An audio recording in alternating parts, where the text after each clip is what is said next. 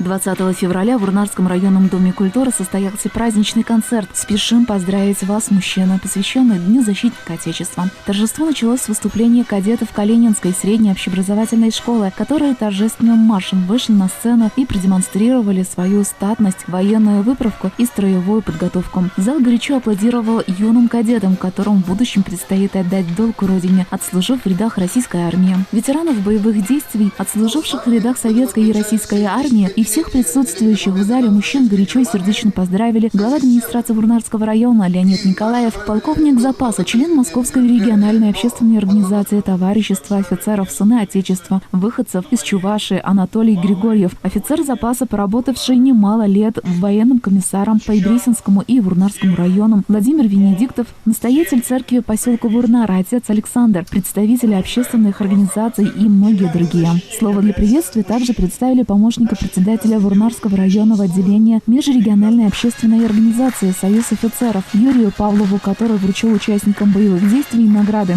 Книгу «Герой наших дней» получил Виталий Гайчинян, офицер ЕСАУЛ Волжского казачества. В соответствии с решением Центрального совета Союза офицеров медалью «За верность присяге» книгой поощрен Александр Николаев, участник боевых действий. За мужество и отвагу, проявленное при исполнении воинского долга, он был награжден орденом мужества. Почетной грамотой награжден Андрей Суварин, офицер запаса, председатель общественной организации землячества урнарцев в Туслах. В ходе праздничного торжества 5 труженикам тыла, ветеранам Великой Отечественной войны, проживающим в районе, были вручены юбилейные медали 75 лет победы в Великой Отечественной войне. В этот торжественный вечер каждому представилась возможность окунуться в патриотическую атмосферу праздника, испытать гордость за свою отчизну. Праздничная программа состояла из концертных номеров творческих коллективов и исполнителей района. Яркие и красочные номера позволили создать в зале атмосферу праздника и подарили зрителям массу незабываемых впечатлений. Елена Анисимова, Ирина Константинова, Елена Бладцева. «Вокруг нас».